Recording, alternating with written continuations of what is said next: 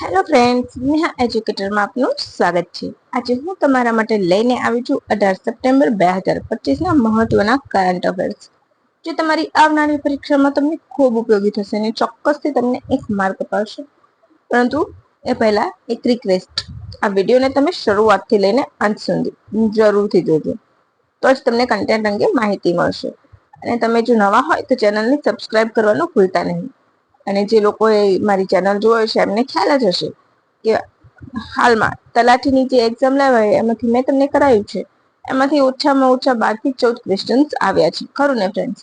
તો તમે સમજી શકો છો કે મારી તૈયારી તમને હું કેવા લેવલ પર કરાવું છું, અને કોઈ પણ જાતના એક્સ્ટ્રા બકવાસ વાતો વગર, રાઈટ? અને જ્યાં જરૂર હોય ત્યાં રિપીટ તમને હું રિવિઝન પણ કરાવડાવું છું. એવું નહીં કે એકનું એક રિવિઝન કરી રાખવાનું, રાઈટ? તો ચાલો હવે ફરીથી આપણે આપણા મૂળ પોઈન્ટ ઉપર આવી જઈશું. ને હા, આ વિડીયોની પીડીએફ તમને નીચે ડિસ્ક્રિપ્શન બોક્સમાં ચોક્કસથી મળશે, એટલે ત્યાં જઈને તમે ડાઉનલોડ કરીને રીડ પણ કરી શકશો. હવે આપણે આપણા મૂળ પ્રશ્ન ઉપર આવી જઈશું. આજનો આપણો પ્રથમ પ્રશ્ન છે: નવી દિલ્હીમાં આયોજિત રવિ પાક 2025 ની થીમ શું હતી? આત્મનિર્ભર ખેડૂત, આત્મનિર્ભર ભારત, ગ્રીન ઇન્ડિયા, ટેકનોલોજી દ્વારા વિકસિત કૃષિ, અને ડી એક રાષ્ટ્ર, એક કૃષિ, એક ટીમ. બોલો, તમને સૌને ખ્યાલ જ હશે. શું થીમ હશે? બોલો, ખ્યાલ છે? નથી? ચલો, હું છું ને તમારી હેલ્પ માટે. તો અહીં આપણો જવાબ શું આવશે? ઓપ્શન ડી, એક રાષ્ટ્ર, એક કૃષિ, રાઈટ? આ આપણી થીમ હતી. રવિ પાક એટલે શિયાળામાં જે પાક થાય છે એને કહીએ છીએ, રાઈટ? રવિ અભિયાન 2025 માટે કેન્દ્રીય કૃષિ અને ખેડૂત કલ્યાણ મંત્રાલય દ્વારા 2 દિવસીય કૃષિ પરિષદનું આયોજન કરવામાં આવ્યું હતું. એનું ઉદઘાટન નવી દિલ્હીના પૂસામાં શિવરાજસિંહ ચૌહાણ દ્વારા કરાયું હતું, બરાબર? તેમણે કહ્યું હતું કે ખેડૂતો અને વૈજ્ઞાનિકોની મહેનત અને સરકારની ખેડૂત મૈત્રીપૂર્ણ નીતિને કારણે કૃષિનો વિકાસ દર કેટલો થયો છે? 3.7%, જે વિશ્વમાં સૌથી વધુ છે. નકલી ખાતર, બિયારણ, જંતુનાશક વગેરેની માટે કાર્યવાહી કરવામાં આવશે, બરાબર છે? હવે ICAR ના મહાનિર્દેશક ML જાટે પણ અહીંયા હાજર રહ્યા હતા. હવે તમારે ખેતી માટે રિસેન્ટમાં તલાટીમાં જ આપણો પ્રશ્ન હતો ICAR વિશે, રાઈટ? તો મેં તમને કેટલી બધી વખત એનું કરાવડાયું છે, રાઈટ? સ્થાપના, કે એની સ્થાપના ક્યારે થઈ હતી ICAR ની, એનું પૂરું નામ શું છે, અને એના નિર્દેશક કોણ છે, જૂનું નામ શું હતું, એ બધા વિશે મેં તમને ડિટેલ માહિતી આપેલી છે, ખ્યાલ હોય તો તમને, બરાબર? હવે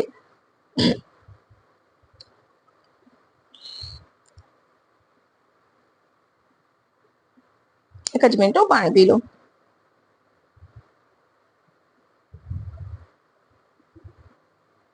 ચલો, તમે મને ICAR નું નામ તમે યાદ રાખી લો ત્યાં સુધી. તો Indian council of agriculture research ભવન, બરાબર?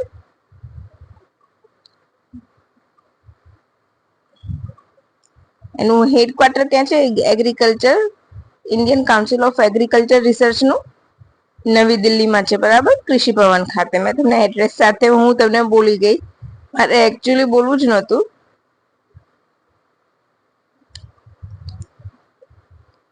હવે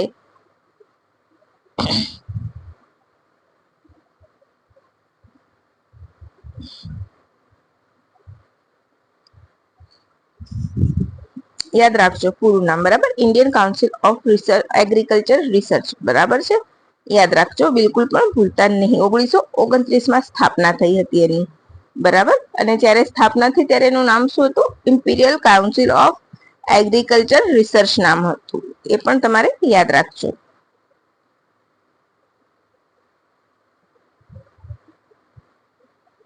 અને અત્યારના અધ્યક્ષ યાદ રાખી લેજો, આટલું ઇનફ છે, બરાબર? માંગીલાલ જાટ છે પૂરું નામ, એ પણ યાદ રાખજો, એમ જાટ એટલે. હવે બીજો પ્રશ્ન ઇમ્પોર્ટન્ટ: ભારતમાં પ્રથમવાર ચીઝ ઇન્ડિયા ફેસ્ટિવલનું આયોજન કરવામાં ક્યારે આવ્યું હતું? બોલો. Option A Haryana, option B Punjab, option C Anand, option D Banaskantha.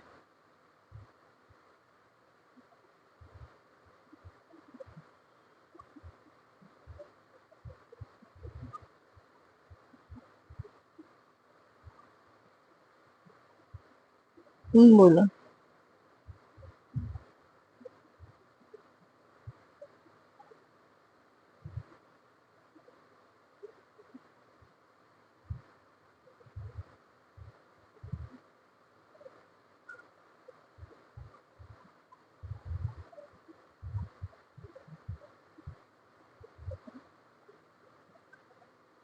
બોલો ફટાફટ.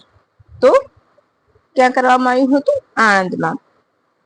Option C Anand. ભારત સરકારના પશુપાલન અને ડેરી વિભાગના માર્ગદર્શન હેઠળ ઇન્ટરનેશનલ ડેરી ફેડરેશન દ્વારા 15 સપ્ટેમ્બરના રોજ એનું આયોજન કરવામાં આવ્યું હતું. પ્રથમ ઇન્ડિયા ચીઝ ફેસ્ટિવલનું સફળતાપૂર્વક આયોજન કરાયું હતું. આ કાર્યક્રમમાં નેશનલ ડેરી ડેવલપમેન્ટ અને ડેરી સંશોધન સંસ્થા કરનાલના ટેકનિકલ સમર્થનથી યોજવામાં આવ્યો હતો. એમાં અધ્યક્ષ કોણ છે એનડીડીબી ના? તો મિનેશ શાહ. સિમ્પલ ક્યારેક પૂછાતા હોય છે, બરાબર. આ પ્રસંગે ડોક્ટર SR સોઢી, ભારતીય ડેરી સંગઠનના હેડ, એમણે પણ જોડાયેલા હતા. આ કાર્યક્રમમાં ભારતના ઉભરાતા ચીઝ ક્ષેત્રનું પ્રદર્શન કરવામાં આવ્યું હતું, જેમાં 12 સહભાગીઓ અને અગ્રણી ડેરી સહકારી સંસ્થાઓએ ભાગ લીધો હતો. લગભગ ચીઝની 59 એટલે કે 59 જાતને એકત્રિત કરવામાં આવી હતી. તેમજ એવોર્ડ આપીને ફેસ્ટિવલ સમાપન કરવામાં આવ્યું હતું. તો કોને મળ્યું હતું? તો બેંગલુરુનું મિલ્ક યુનિયન લિમિટેડ, જે રાંધેલું ચીઝ બનાવે છે.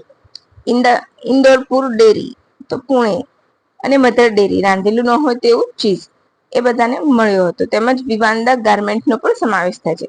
જ્યારે ઇનોવેટિવ ચીઝ અને નોન કાઉ મિલ્ક ચીઝ બંને શ્રેણીમાં ટોચના પુરસ્કાર મેળવ્યા હતા.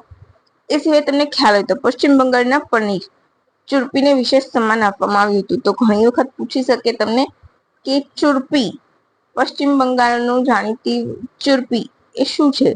ચીઝ, પનીર, મીઠાઈ, તમને એવી રીતના ક્વેશ્ચન પૂછાઈ શકે છે, તો યાદ રાખજો.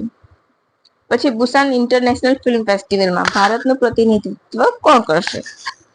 Option A L Murugan, option B Anurag Kashyap, option C Soni Razdan, કે ઓપ્શન ડી અન્નપૂર્ણા રોય.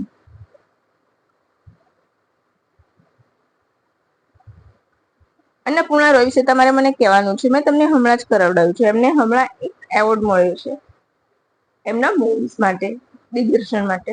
2 મહિલાઓ ઉપર મૂવી હતી. બોલો, અહીંયા શું આવશે આપણો જવાબ? તો અહીં આપણો જવાબ આવશે ડોક્ટર એલ મુરુગન. બરાબર, તમારે મને કહેવાનું છે આટલું જ. હવે આપણે જોઈશું આ ફેસ્ટિવલ ક્યાં યોજાયો હતો?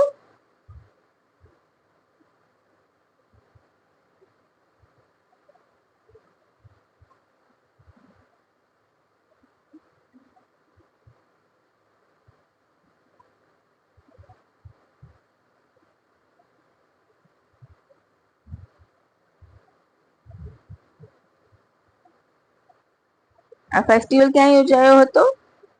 તો દક્ષિણ કોરિયામાં યોજાયો હતો. યાદ રાખજો.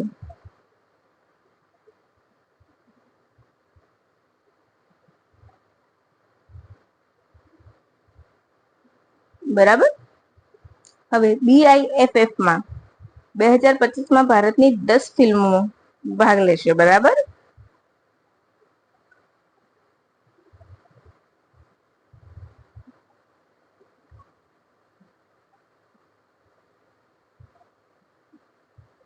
એટલે 10 ફિલ્મો. પછી થીમ શું હતી ભારતના પેવેલિયનની? તો અહીંયા ભારતના પેવેલિયનની થીમ હતી India creative economy for the world. યાદ રાખજો. તેમજ ભારત પર્વ પણ યોજાશે. એશિયન પ્રોજેક્ટ માર્કેટ હેઠળ ભારતના 5 પ્રોજેક્ટ પસંદ કરવામાં આવ્યો છે. તો તમારે ખાલી એ યાદ રાખવાના છે. હવે BIFF અને ACFM વિશે. તો બુસાન ઇન્ટરનેશનલ ફિલ્મ ફેસ્ટિવલ એશિયાની સૌથી પ્રતિષ્ઠિત ફિલ્મ ફેસ્ટિવલમાંનો એક કહેવાય છે. એને FIAPF દ્વારા international film festival of India અને કાન્સ ફિલ્મ ફેસ્ટિવલ દ્વારા માન્યતા આપવામાં આવે છે. હવે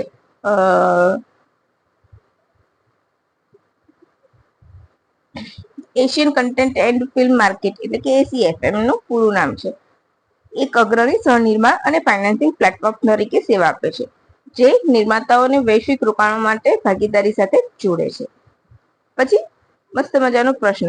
હા, મેં તમને અન્નપૂર્ણાનું કહ્યું હતું, તેમને કયો એવોર્ડ મળ્યો છે? તેઓ વેસ્ટ બેંગાલના છે, બરાબર છે? બોલો. વેનિસ ઇન્ટરનેશનલ ફિલ્મ ફેસ્ટિવલમાં એમને એવોર્ડ મળ્યો છે, બરાબર? યાદ રાખી લેજો. હવે પ્રશ્ન 4. નીચેના વિધાનો વિશે વિચાર કરો. Vaishali Ramesh Babu FIDE grand Swiss બીજી વખત જીત્યા છે. ઓપ્શન બી, ભારતીય મહિલા બોક્સર જસ્મીન લંબારિયાએ ફેધર કેટેગરીમાં વેધર નહીં ગોલ્ડ જીત્યા છે. ઓપ્શન સી, એ અને બી સાચું છે. બંને ખોટા છે, બરાબર? અરે, બંને સાચા છે. ઓપ્શન ડી, એ અને બી બંને સાચા છે, અને ઓપ્શન સી ફક્ત વિધાન એ સાચું છે. બોલો, તો અહીં આપણો જવાબ શું આવશે? અહીં આપણો જવાબ આવશે ઓપ્શન ડી, એ અને બી બંને સાચા છે. શું છે? એ અને ડી બંને સાચા છે. એટલે કે વૈશાલી રમેશ બાબુ જીત્યા છે બીજી વખત, અને ભારતીય મહિલા બોક્સર જેસ્મીન લાંબરિયા પણ ફેધર કેટેગરીમાં જીત્યા છે, બરાબર? અને વૈશાલી કોને હરાવે છે? તો ચીનના ટેંગ ઝેંગથીને, બરાબર? પછી તમને એક ખ્યાલ હોય તો આર પ્રજ્ઞાનંદાના વૈશાલી રમેશ બાબુ આર પ્રજ્ઞાનંદા ના બહેન છે, અને તેમણે પ્રથમમાં એવી જોડી છે ભાઈ બહેનની કે જેમણે બંને ગ્રાન્ડ માસ્ટર હોય, બરાબર? જસ્મીન લાંબરિયાએ લિવરપુલમાં બોક્સિંગ ચેમ્પિયનશિપમાં ગોલ્ડ જીત્યો છે 57 કેજીમાં, બરાબર? કેટેગરીમાં હવે કેવું છે, કેટલા કેજીમાં જીત્યો એ પૂછાય છે. અને આજનો આપણો છેલ્લો પ્રશ્ન. નીચેના વિધાનોમાં કયું વિધાન સત્ય છે? તમને ખરેખર આજનો વિડીયો ખૂબ મજા આવશે. એક વખત તમે આખો વિડીયો જોશો ને, જોયો હશે ને, એ મિત્રોને જ ખબર પડશે કે કેટલું બધું મિસ કર્યું છે. આજે બહુ જ બધી માહિતીનો ઢગલો છે. નીચેનામાંથી કયું વિધાન સત્ય છે? 1. વડાપ્રધાન દ્વારા મધ્યપ્રદેશમાં પોષણ માસ અને સ્વસ્થ નારી સશક્ત પરિવારની પહેલ શરૂ કરવામાં આવશે. 2. નમો કે નામ રક્તદાનમાં એક દિવસમાં 56,000 થી વધુ લોકોએ રક્તદાન કરીને વર્લ્ડ રેકોર્ડમાં સ્થાન બનાવ્યું છે. એવું હું લખવાનું ભૂલી ગઈ છું. 3.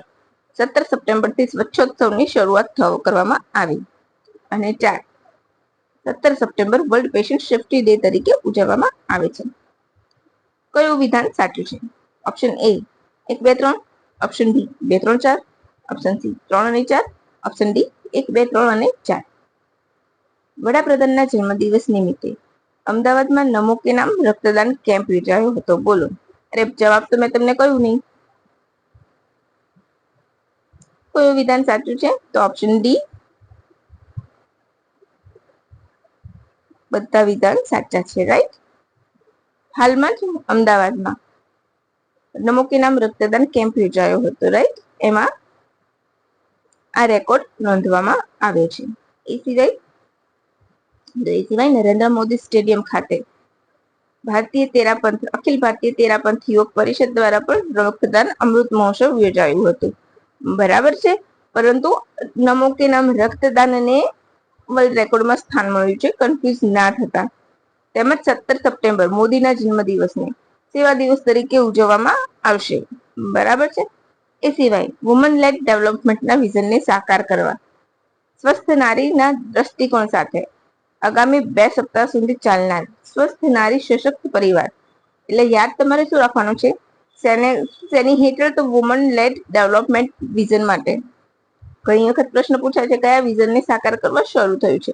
તો વુમન લેડ ડેવલપમેન્ટના વિઝનને સાકાર કરવા સ્વસ્થ નારીના દ્રષ્ટિકોણને સાકાર કરવા માટે શરૂ કરવામાં આવ્યું છે, બરાબર છે? એ સિવાય 8મો પોષણ માસ પણ શરૂ કરવામાં આવશે, જે ચાલશે 17 સપ્ટેમ્બર થી 16 ઓક્ટોબર સુધી.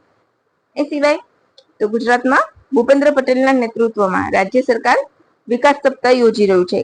એ ક્યારે યોજાઈ રહ્યું છે? તો 7 ઓક્ટોબર થી 15 ઓક્ટોબર સુધી, બરાબર છે? હવે આપણે આગળ વધીશું.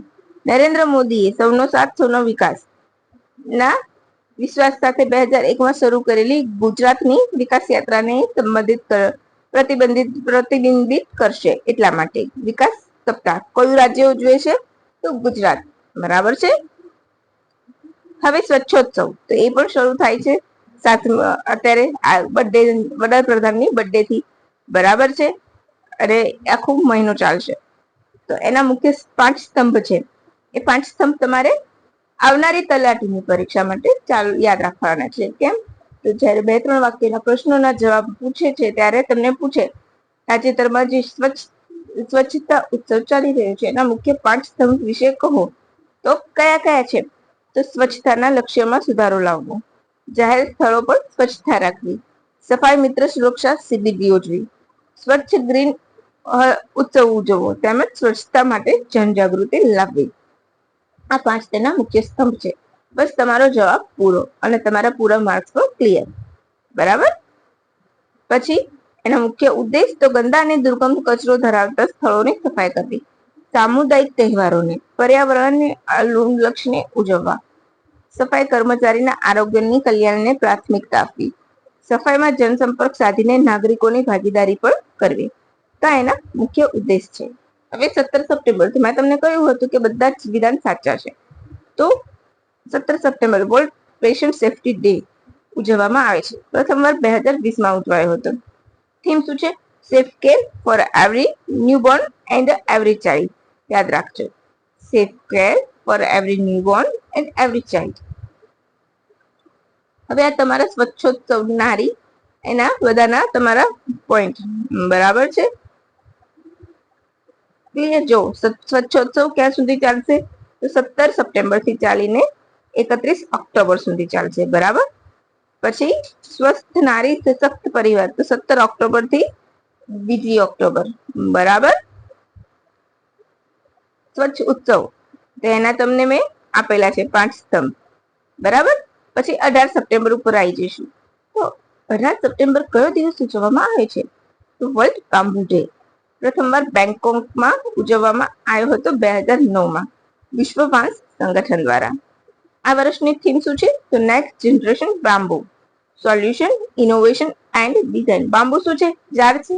ના, એક પ્રકારનું ઘાસ છે. અને આ પ્રશ્ન પૂછાયેલો છે કે બાંબુ શું છે? ઝાડ, વૃક્ષ, છોડ, ઘાસ. અને ત્યારે લોકો કન્ફ્યુઝ થયા હતા. તો યાદ રાખજો, બાંબુ એ એક પ્રકારનું ઘાસ છે જેની વૃત્તિ ખૂબ જ ઝડપી હોય છે. ભારતમાં પૂર્વોત્તર સાઈડ વધારે થાય છે. એના ધાર્મિક રીતે અને આયુર્વેદિક ઉપયોગને ઘણા બધા થાય રીતે ઉપયોગ થાય છે. અને બાંબુના જંગલો ક્યારે સુકાતા નથી. બરાબર. હવે મેં તમને કહ્યું કે વિશ્વ વાંસ સંગઠન દ્વારા ઉજવવામાં આવ્યું હતું. તો વિશ્વ વાંસ સંગઠન ક્યારે બન્યું? 2005માં. મુખ્ય મથક બેલ્જિયમના એન્ટવર્પમાં છે. હવે તમને હમણાં રિસેન્ટ આપણે પૂછાયેલું છે ટાઈગર મેન ઓફ ઇન્ડિયા નું નિધન થયું. મેં તમને કરાવ્યું હતું અને તમને મેં ત્યારે કહ્યું પણ હતું કે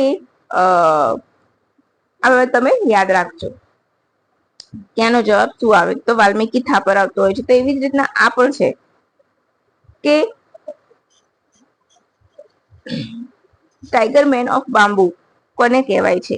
બરાબર. તો તમારે પૂછાશે, બોલો તો કોને કહેવાય છે? તો ડોક્ટર કામેશ. એટલું યાદ રાખજો, કામેશ સલામ. બરાબર છે. ડોક્ટર કામેશ સલામ એ બાંબુના પિતા કહેવાય છે.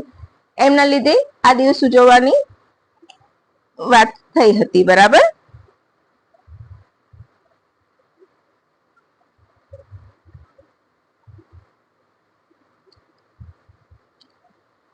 એમનો પણ ખૂબ ફાળો છે. બરાબર. આ દિવસ ઉજવવા પાછળ તેમણે સાઉથ એશિયા બાંબુ ફાઉન્ડેશનના સ્થાપક પણ છે. ભારતમાં પણ બાંબુ માટે 2018 થી મિશન શરૂ કરવામાં આવ્યું હતું, જે 24 રાજ્યોમાં અને કેન્દ્ર શાસિત પ્રદેશમાં ચાલી રહ્યું છે. ભારતમાં વાંસની ખેતીનો સૌથી વધુ વિસ્તાર છે. કેટલો? તો 13.96 મિલિયન હેક્ટર છે. 136 પ્રજાતિ ભારતમાં મળે છે. બરાબર છે. અને ચીન પછી વિવિધતાની દ્રષ્ટિએ ભારત ધનિક છે. ભારતમાં મધ્યપ્રદેશમાં સૌથી વધુ વાંસનું ઉત્પાદન થાય છે. વાંસનું વૈજ્ઞાનિક નામ શું છે? તો બામ્બુસા વલ્ગેરિક છે. બરાબર. હવે તમને મજા આવી ગઈ હોય ફ્રેન્ડ, તમને લાગ્યું હોય કે ના મેં તમને ખરેખર બહુ જ મસ્ત ટોપ લેવલની તૈયારી કરાવી છે. તમે જોયું જશે મોટી મોટી ચેનલો વાળા મોટી મોટી વાતો કરીને તમારો ટાઈમ વેસ્ટ કરતા હોય છે, રાઈટ? અને એ લોકોએ આ વખતે જે આન્સર કી આપી હતી તો એમાં પણ બહુ બધી ભૂલો કરી હતી, ખરું ને? તો એ ટાળવા માટે હું તમને કહું છું, બરાબર છે? એટલા માટે હવે તમને ગમ્યું હોય તો પ્લીઝ મારી ચેનલને લાઈક કરવાનું ભૂલતા નહીં, તમારા મિત્રો સાથે વિડીયોની લિંક શેર કરવાનું ભૂલતા નહીં, અને ફટાફટ તમે નવા હોય તો સબસ્ક્રાઇબ કરવાનું પણ ભૂલતા નહીં. તો ચાલો હવે રજા લઈશું. By friends, thank you for watching my video and have a good day.